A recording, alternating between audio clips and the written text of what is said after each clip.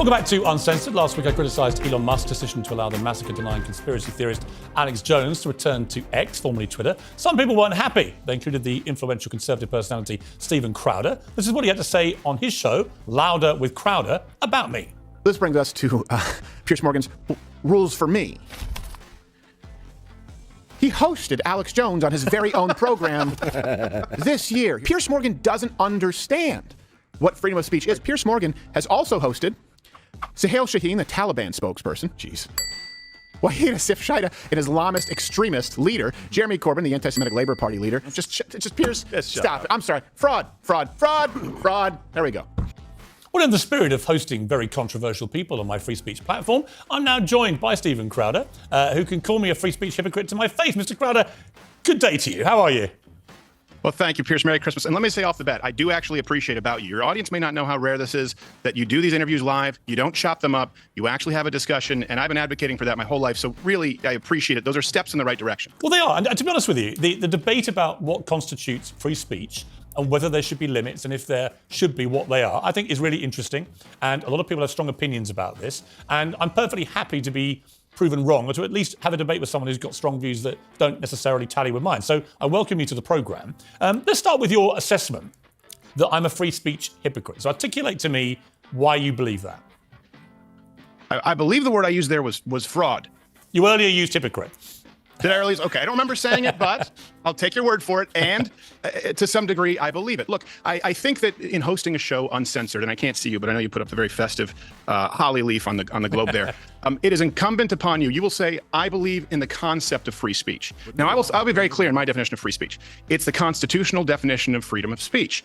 All speech is permissible outside of a crime. And we have very clear parameters, and these have been affirmed by the Supreme Court, as to what that is. That's a proactive call for violence. The crime is not the speech. The crime is the action causing violence on purpose. Outside of that, everything is permissible. But for a show uncensored, and I know that you said there's a difference between across the pond there, and obviously in the United States, we have a First Amendment that you don't.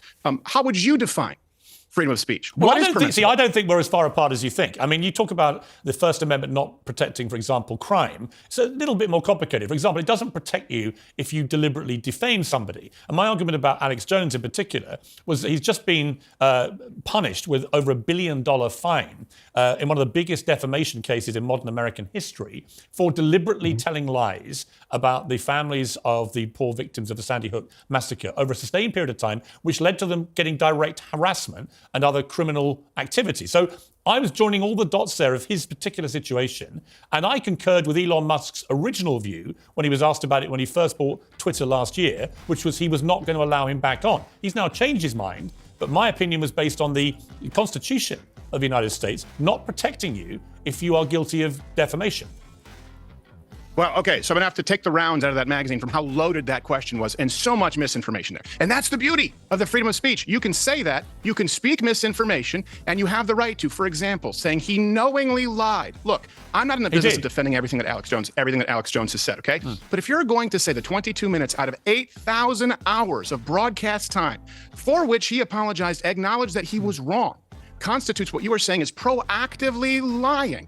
That is a very dangerous precedent. It's not accurate. Hang on, Stephen, it's not accurate. Stephen, he did deliberately lie for a sustained period of time, for years, about these families. He knew Sandy Hook. Tell me how he deliberately lied. He knew that. Tell me how he deliberately lied. And he was found to have deliberately lied. Tell me how he deliberately lied. And by the way, in his defense, he tried... Tell me how he deliberately lied, please. In his defense, he tried to play the First Amendment card, and it was rejected by the judge. Rejected. Tell me how he deliberately lied, please. Because he knew that it wasn't a hoax. He knew the massacre had happened.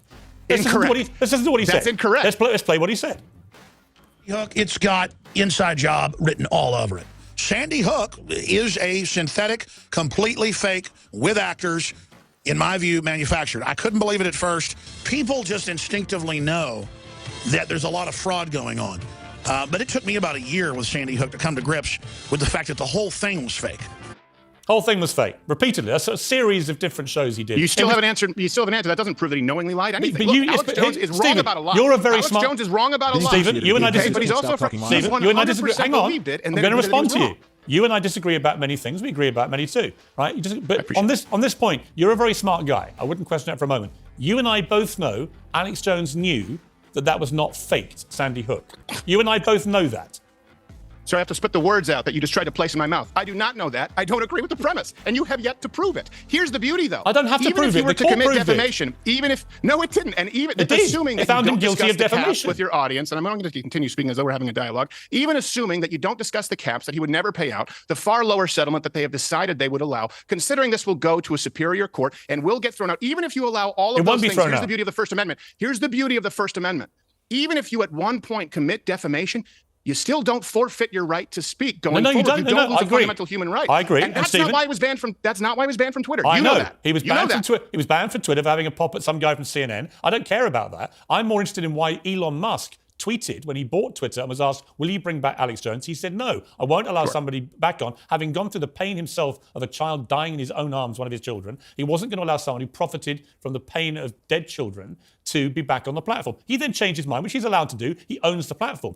X is a private company owned by Elon Musk. He can do what he likes with it. But they also have a series of rules which are available on their website, which you can check about what is allowed and not allowed. And they will deplatform you if you transgress those rules. And my point to you is that the situation with Alex Jones is that he was found guilty in an American court of defamation. And yes, it's entirely down to Elon Musk that he can bring him back. But I agree with the first version of Elon Musk's decision-making, not the second one based on a completely undemocratic poll he put on his own Twitter feed.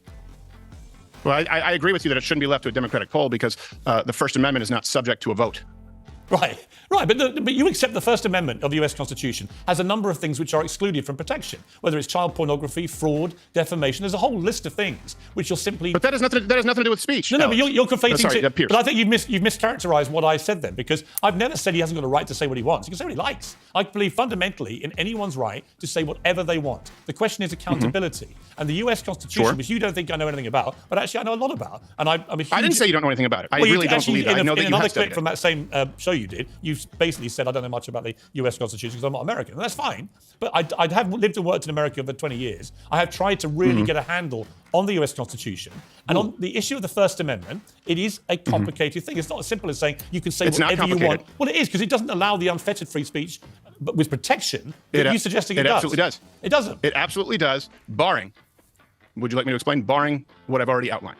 Actual criminal behavior calling for violence against other people. For example, Pierce, look, but you know that you have defamation. been, and I'm saying this in your defense. For example, you made your joke about being a two-spirited penguin, right? I thought it was cute. I think it was funny, and I understand the point that you were trying to make. Okay, you have had people accuse you of creating violence against trans. You know that, and we know it's absurd.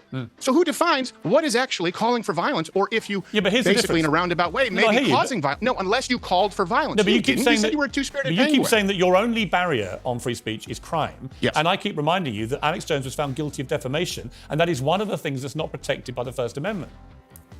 No, it's not protected in you can have civil damages, and your First Amendment rights don't cease to exist.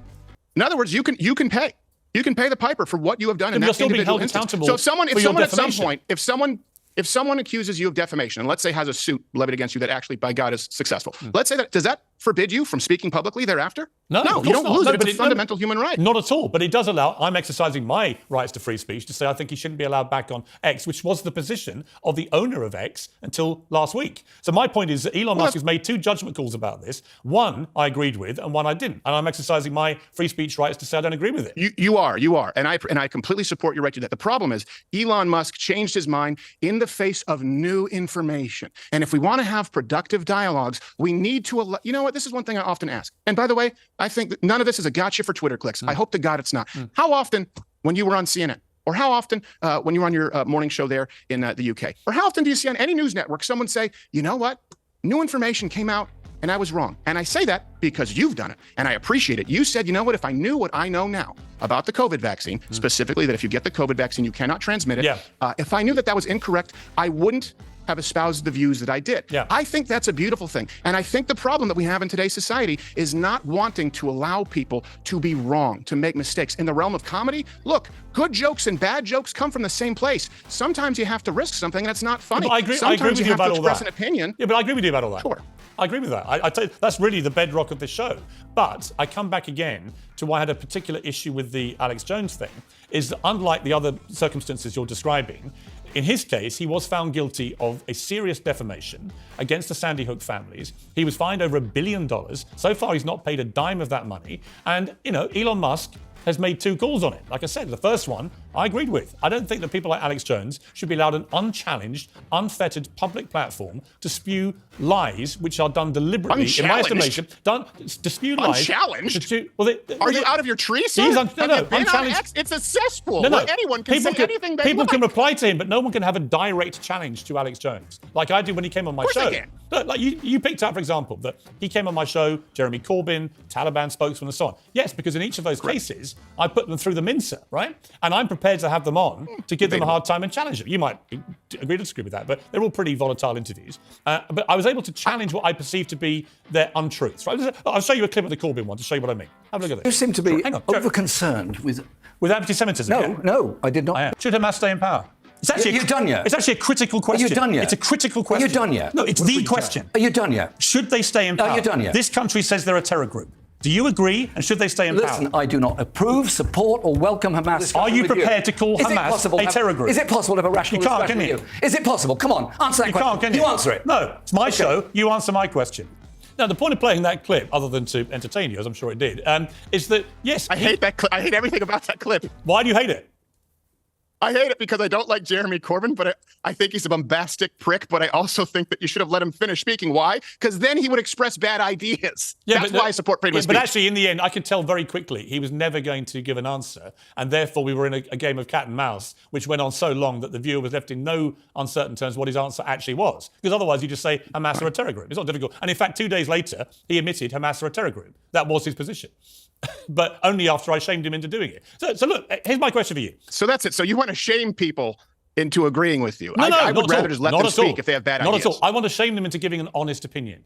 What I will really lose my rag about, and I'm sure you must be the same, when people just obfuscate and don't give a straight answer to a straight, simple question, then I will go after them. If they give an honest answer, even if I don't agree with it, I respect that. And in fact, I think people who watch my show regularly will see that is my position, whether I agree with them or not. I have lots of people on that I don't really agree with. But I find the ones that I have respect for are the ones who give a straight answer to a straight question. So let me ask you a straight question. Let me ask you a straight question. Sure. David Duke, the former KKK leader, he's banned from Twitter. Elon Musk hasn't brought him back. Right. Should he be allowed to be back on X? Throw that at me. Really? You just say, I want to ask someone a straight question. You have me here. I'm basically a specter. I don't appear on any... You want to ask me about David Duke? Yes. Because he's banned from Twitter. Should David Duke be allowed back on X? Yes. I'm not as familiar with David Duke as I am with Alex, which is why I was able to point out that you cannot prove that he knowingly lied about anything. No. If David Duke has called for the violence... Look, if David Duke has called for the violence... actions of violence against minority groups, then no. If David Duke has espoused horrible points of view that can be refuted, by the way, not only by other people who are on X, but by the community notes on X, and on a platform where people are free to speak on both sides of the aisle, then yes. It doesn't mean that I think he's anything other than a racist prick. So I'm trying to work out. Can I make one point? Yeah. Can I make one point that I think is very... This is really, and hopefully we can agree on this, because I actually disagree with you that Elon Musk can do whatever he wants with his own platform. It comes down to this. I think... and if you look at the historical record, I think it is far more dangerous for society to engage in a culture of censorship, of viewpoint discrimination, than it is to allow people to speak freely, barring the committing of violent crimes. I think that we see a far worse dystopia in our future if we allow the government and these big tech platforms to determine who can speak and who cannot. And we've seen some very clear examples of this. If you give me 30 seconds, let me lay this out for you. For example, I don't think they have the right to, for example, Twitter, Facebook, YouTube. Here's why. They benefit from Section 230. Now, I know you have a lot of fans in the UK. They may not be familiar with this. Let me explain what it means. They're basically treated like public utilities, meaning that they have immunity from liability for someone saying something on their platform. For example, AT&T here in the States can't ban you from their phone service because your racist Aunt Tilly drops an N-bomb after a few drinks at Thanksgiving. They're a public utility. These big tech platforms are treated as platforms where they are not legally liable for what is permitted, but that allows them to engage in viewpoint discrimination. And then there is no accountability. For example, the Hunter Biden laptop story, which we know, and this is why I make all references publicly available, because I want to be held to account,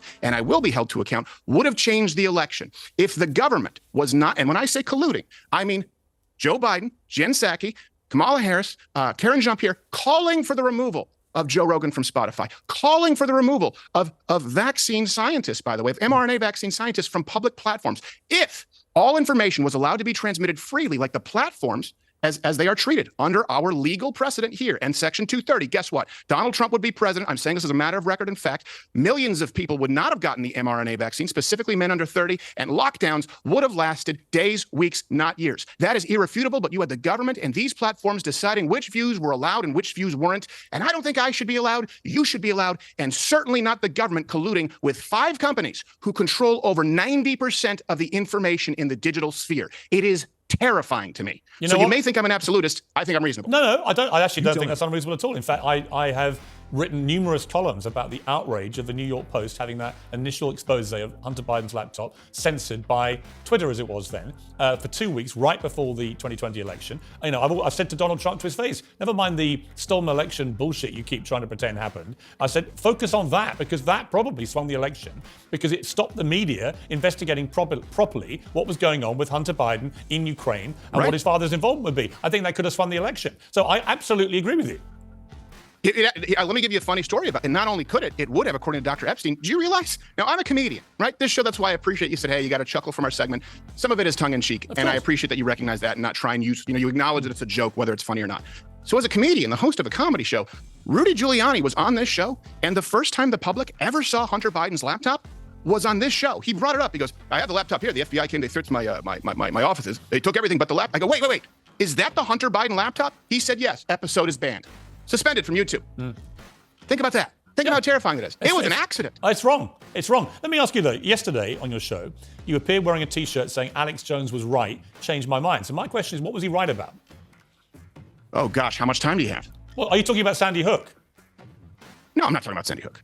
He said he was wrong about Sandy Hook. Right. He apologized for Sandy Hook. When he was sued, he said he was Eventually, but I'm saying obviously the shirt wouldn't be addressing that. If it's he says I was wrong, it would be awfully daft to what are you right alluding to then?